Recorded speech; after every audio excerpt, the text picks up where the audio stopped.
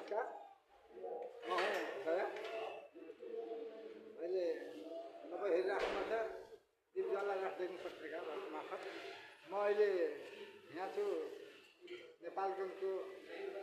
नेपाल विद्युत प्राधिकरण वितरण केन्द्र नेपालगञ्ज हो म यहाँ आएको छु अहिले केही यहाँको विशेष के लिनुपर्ने छ धेरै यहाँका विद्युतका हाम्रा ग्राहकहरू धेरै पीडित छन् भन्ने कुरा सुनेको छु हेरौँ के कस्तो छ केही बुझौँ उहाँहरूसँग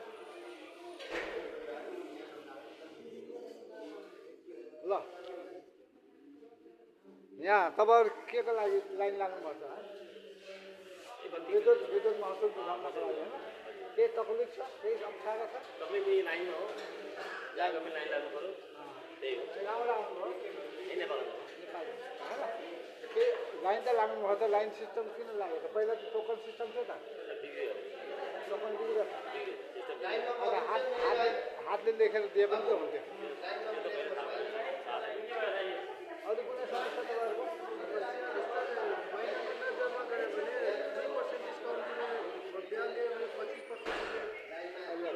महिनामा मान्छेले टाइममा जम्मा गऱ्यो भने 2% दिन्छ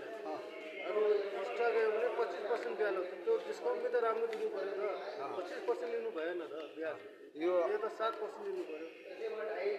जस्तो मान्छे हाम्रो पैसा 1 रुपियाँ वर्ष त चेन्ज पनि राख्नु पऱ्यो त मान्छे 1 रुपियाँ रिटर्न गर्नु पऱ्यो त त्यो समस्या छ तपाईँको अरू कसैको केही समस्या तपाईँहरूको केही समस्या छ छैन समस्या पद्धति बनाउनु पर्यो टोकन सिस्टम बनाउनु पर्यो टोकन सिस्टम हुनु पर्यो लागु हुनु पर्यो त्यो टोकन सिस्टम मेसिन थियो त छैन टोकन सिस्टम थियो त बिग्रियो बिग्रिएछ अहिले कस्तो त बिग्रिएछ बिग्रेछ टोकन सिस्टम बिग्रेछ भन्दै र तपाईँहरूको अरू कसैको केही समस्या छ लाइन लाग्नु पऱ्यो त तपाईँको केही समस्या छ मेरो त समस्या छ तर के भन्ने होइन भन्नु पर्यो अब समयमा के अरे बत्तीको बिल तिरेन भने यसले के अरे फाइन काटिहाल्छ अनि के अरे हेडिङ गर्न जाँदैन यसले आफै के अरे युनिट टिपेर यहाँ बुझाउनु पर्दो रहेछ यस्तो सिस्टमलाई हटाएर घरमा गएर समयमा के अरे युनिट चेक गरेर दिएपछि अहिले राम्रो होला के त्यो समस्या अरू कुनै अरू केही पनि छैन तपाईँहरूको कुनै समस्या छैन तपाईँहरूको के समस्या छ तपाईँहरूको ल दाजु तपाईँको समस्या भन्नुहुन्छ